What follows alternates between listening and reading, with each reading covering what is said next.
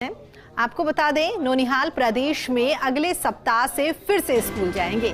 खुल सकते हैं कक्षा 1 से 8वीं तक के स्कूल। गुजरात और असम समेत कई राज्यों में शुरू हो चुके हैं स्कूल। प्रदेश में भी कोरोना का असर अब धीरे धीरे कम होता हुआ दिखाई दे रहा है।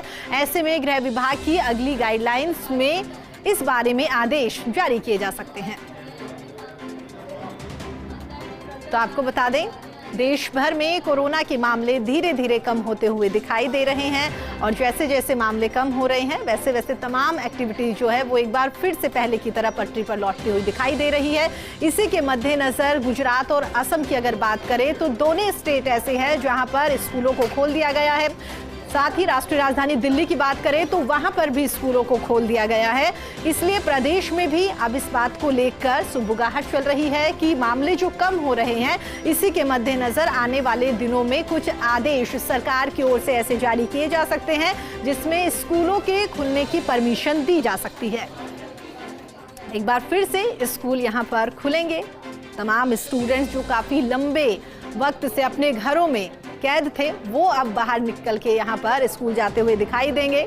गुजरात और असम के साथ ही कई ऐसे राज्य हैं जहाँ पर कोरोना के मामले धीरे धीरे कम हो रहे हैं और मामले जब कम हुए हैं तो उसके साथ ही स्कूल खोलने की परमिशन यहाँ पर सरकार की ओर से दे दी गई। अब हर किसी को इंतजार है कि राजस्थान प्रदेश की अगर हम बात करें तो हमारे प्रदेश में कब यहाँ पर स्कूल खुलेंगे, कब सरकार की ओर से गाइडलाइंस यहाँ पर जारी की जाएगी। इसी खबर पर हमारे साथ बातचीत करने के लिए हमारे सहयोगी शिवेंद्र सिंह परमार हमारे साथ जुड़ गए हैं।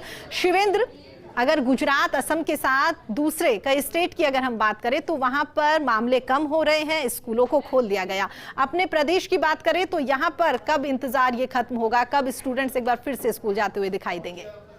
देखिए प्रीति, जिस तरीके से राजस्थान में कोरोना के केस लगातार कम हो रहे हैं और दूसरे राज्यों ने जिस तरीके से सभी तरह के स्कूल खोले हैं, गुजरात में आज से सभी तरह के स्कूल खुल गए हैं, असम में 15 तारीख से सभी तरह के स्कूल खुलने जा रहे हैं।